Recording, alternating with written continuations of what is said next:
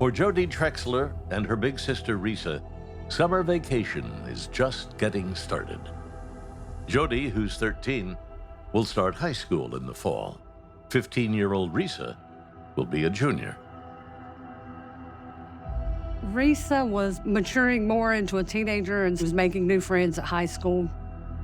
She and I had started kind of dividing. She didn't share everything with me as much as she had before. That day, Risa had a couple friends over. Risa and I were in the same grade together, and we lived about a half a mile from each other. We were hanging out, watching MTV. Paul was the cool guy from California, had the long hair, skateboarder, punk rock, the type of guy that nobody in this southern town had the balls to be. Jim, he was the clown. He was very funny. I think he always had a little secret crush on Risa, but I think he knew that that was something that could never be. It was just a regular day. It was comedy of the older sister and the younger sister, like, leave us alone, we're grown-ups, watching TV, having fun. I can actually see Risa in the big chair, kind of balled up with the remote, just running things. We hung out a lot, and Risa was just a great friend and loved everyone. And she was so alive and fun and wonderful. Probably a little typical sibling jealousy. She was the older sister. She was cool, she was pretty. And sure, I'd get a little jealous if she got to do stuff that I couldn't do, but nothing out of your ordinary, typical sisters. We were very close. At around 3 o'clock, Risa was like, my soaps are coming on. So Jim and I are like, we don't want to watch soaps. And I had to get to my job at a fast food restaurant I was working at. So we headed out. And then we were at home by ourselves.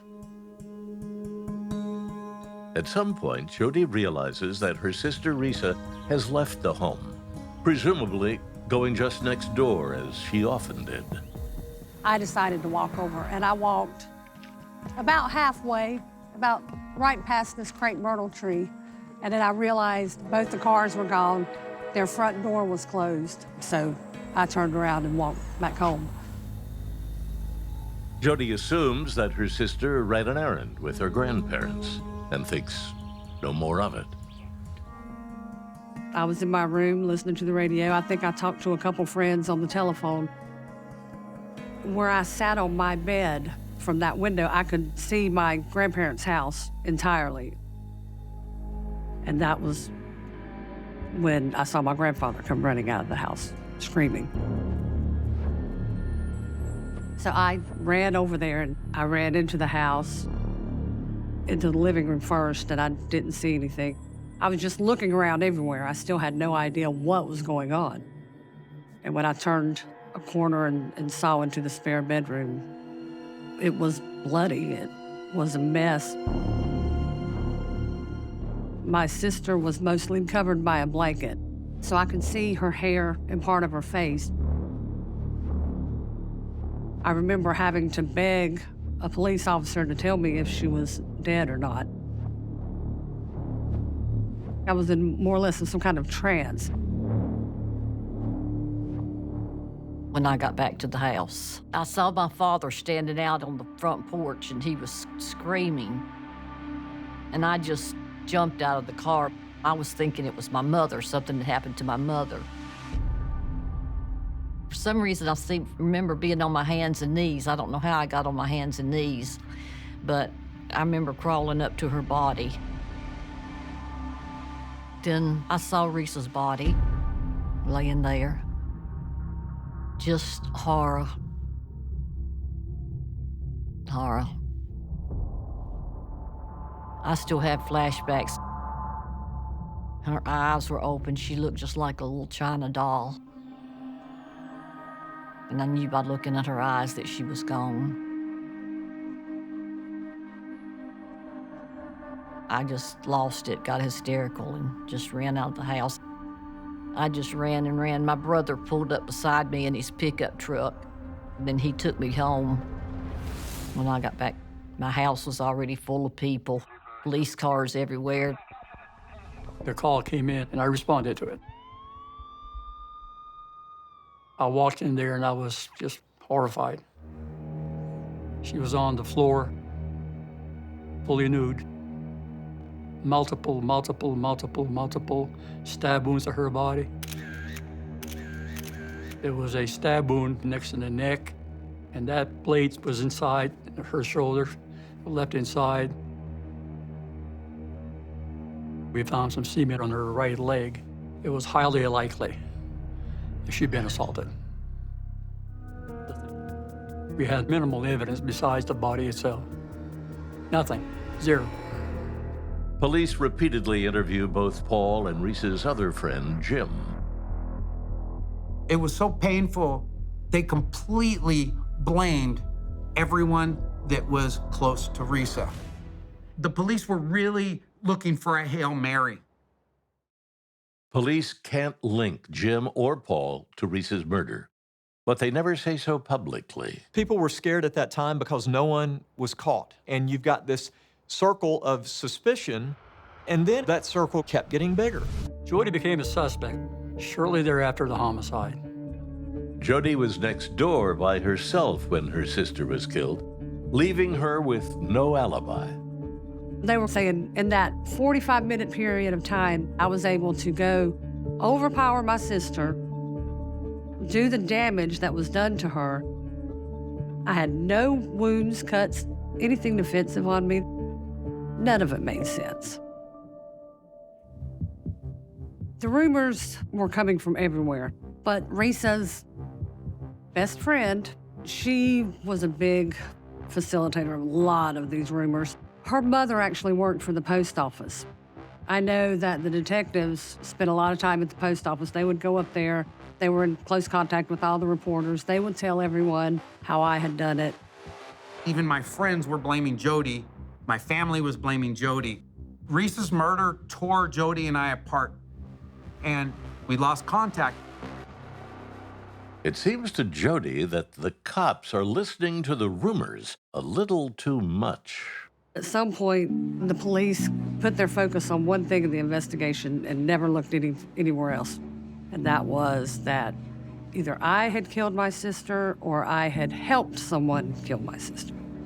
In the early stages, I trusted the police, but it seemed that they didn't want to do anything except talk to me about Jody.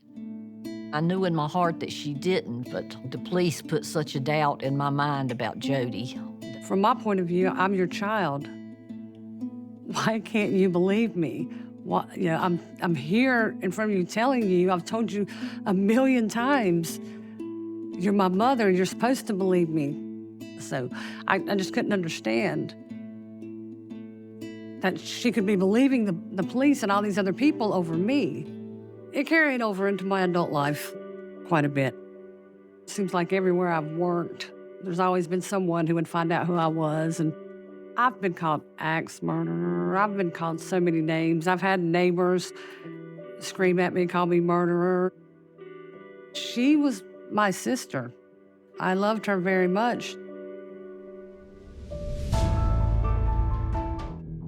Right after Facebook started getting big, I happened to see different posts about my sister, and they have Facebook groups against me and Risa's supposed best friend at the time she passed. She was the leader of the Facebook hate group, so I joined it, and then I was kicked out of it.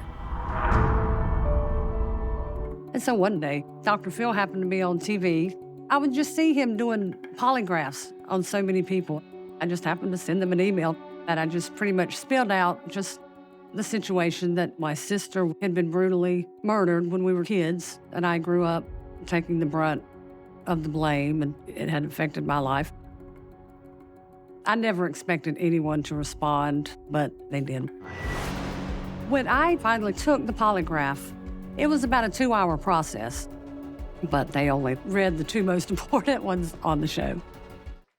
Jody's TV appearance pushes Reese's murder into the national spotlight, and that puts pressure on local cops in North Carolina. After 3 decades, the case finally heats up. I worked with another crime lab out of state to have the genealogical DNA work done, and they were able to look at relatives. They're able to deduce it down to a specific person. Oh, it was agonizing waiting. But their person was able to somehow match this man from some third cousins, I believe it was.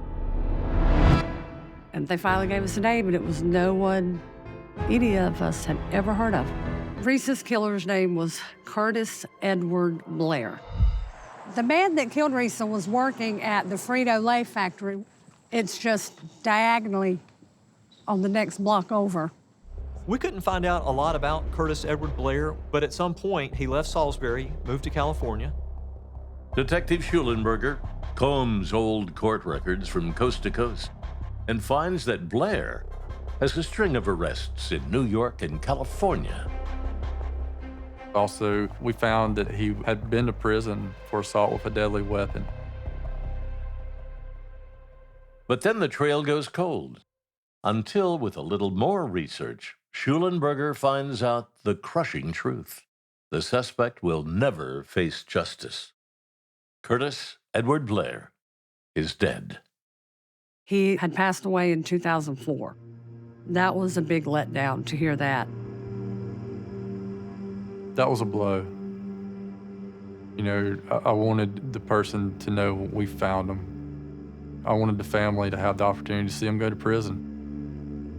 Throughout all of this, you kept thinking, one of these days when it's solved, we're going to get to sit down and look this person in the face and ask some questions, but we don't get to ask a lot of the questions that we really want to know. We'll never have those answers.